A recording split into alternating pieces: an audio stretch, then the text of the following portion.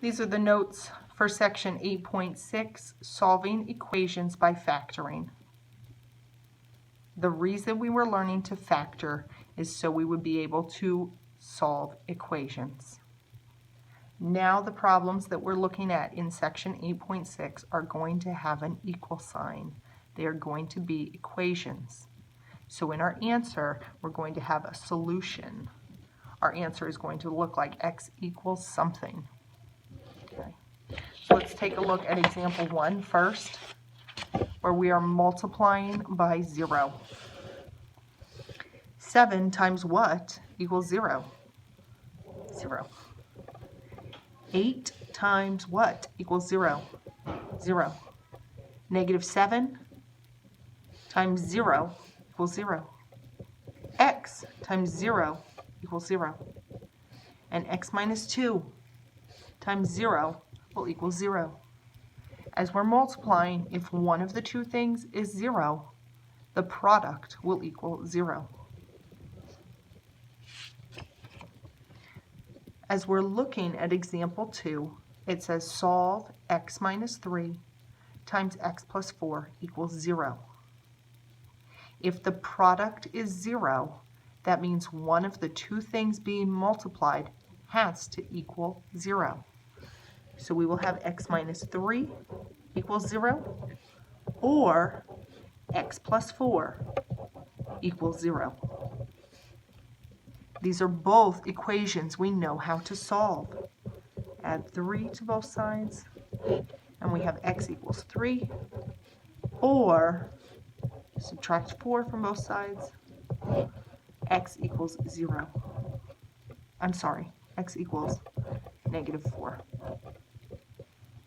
Sorry. Example 3. We're going to solve x squared minus 5x plus 6 equals 0. You can see that our x term has an exponent of 2. We've got an x squared term. That means we need to have 2 answers for our equation. Just like in example 2, we had 2 answers for our equation. Down here to example 3, can we factor x squared minus 5x plus 6 equals 0 into 2 binomials? And we sure can. X minus 2 times x minus 3 equals 0. Because those two things multiply to 0, that means x minus 2 equals 0, or x minus 3 equals 0. Solve both those little equations. We've got x equals 2, or x equals 3. If we substitute 3 back in here, 3 minus 3 is 0, so that product will be 0. If we substitute 2 in, 2 minus 2 is 0, so the product will equal 0. Example 4. We're going to solve x plus 3 times x minus 5 equals 9. In this case, the equation does not equal 0. We need to multiply and then subtract and get the equation to equal 0. So let's multiply our binomials. We'll have x squared minus 5x plus 3x minus 15 equals 9. Combine your like terms. X squared minus 2x minus 15 equals 9. Still not equal to 0. Subtract 9 from both sides. X squared minus 2x minus 24 equals 0. Now we have an equation equal to 0. And yes, we can factor it into 2 binomials. X minus 6 times x plus 4 equals 0. Means x minus 6 equals 0, or x plus 4 equals 0. Take your time, solve these equations. X equals 6, or x equals negative 4.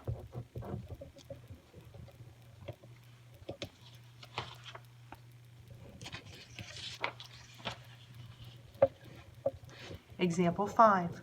We're going to solve 2x plus 5 times x minus 8 equals 0. Our equation is already equal to 0. So that just means 2x plus 5 equals 0, or x minus 8 equals 0. Let's solve the x minus 8 equation first. Add 8 to both sides, x equals 8. Or 2x plus 5 equals 0. Subtract 5 from both sides. 2x equals negative 5. Divide by 2 on both sides. X equals negative 5 halves.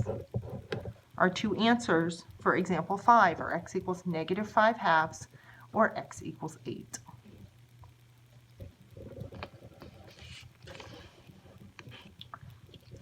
Example 6, we're going to solve x times x plus 3 equals 0. Either one of those things has to equal 0. So that means x equals 0 or x plus 3 equals 0. Our first equation is already solved. It's just x equals 0.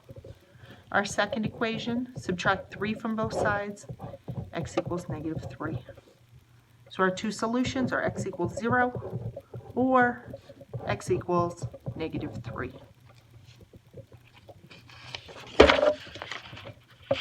Examples 7 and 8 are word problems. Don't let yourself get overwhelmed. Okay, let's look at example 7. It says the sum of the squares of two consecutive positive integers is 85. Oh my goodness. The sum of the squares of two consecutive positive integers is 85. So we are talking about two different numbers. I don't know what the first number is, so I'm going to say x is the first number.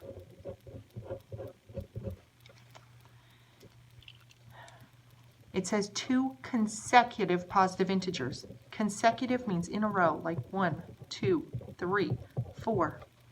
So how do we get from one to the next? If our first one is x, to get from 1 to 2, we had to add 1, add 1, add 1. Our second number is going to be x plus 1.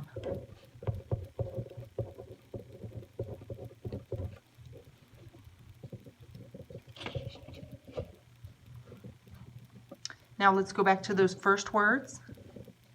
The sum of the squares. So we have to take both our numbers and square them. So we'll have x squared plus, don't lose those parentheses, x plus 1 squared is 85.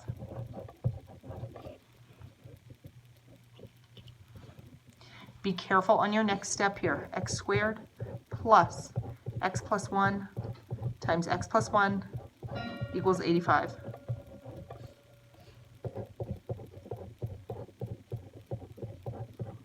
I'm multiplying those binomials. So I'm going to have 2x squared plus 2x plus 1 equals 85. My equation does not equal 0, so I need to subtract 85 from both sides. That leaves me with 2x squared plus 2x minus 84 equals 0.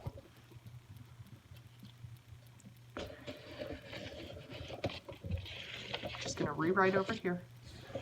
2x squared plus 2x minus 84 equals 0. First, I'll factor a 2 from each term, and that's x squared plus x minus 42 equals 0. Keep that 2 out in front, and it's going to factor into x plus 7 times x minus 6 equals 0. So x equals negative 7, or x equals 6. The question said two consecutive positive integers. We labeled our first one as x, so that's 6. Our x plus 1 is 7.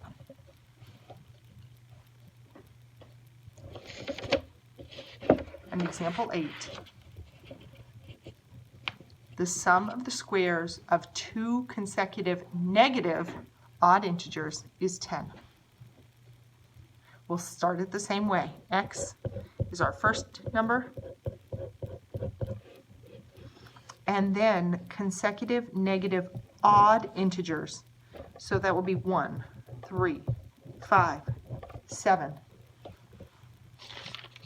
In this case, it is not x plus 1 for our second number, but it's x plus 2.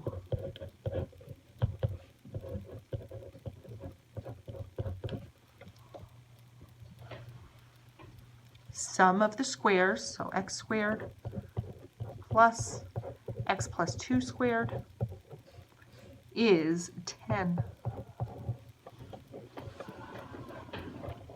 Careful with your multiplying. X plus 2 times x plus 2. That's x squared plus x squared plus 2x plus 2x plus 4 equals 10. It's 2x squared plus 4x plus 4 equals 10. Our equation is not equal to 0 yet. We have to subtract 10 from both sides. 2x squared plus 4x minus 6 equals 0. I'm going to rewrite it up here. 2x squared plus 4x minus 6 equals 0. Let me move it on over. Factor a 2 from each term, and our trinomial is x squared plus 2x minus 3 equals 0.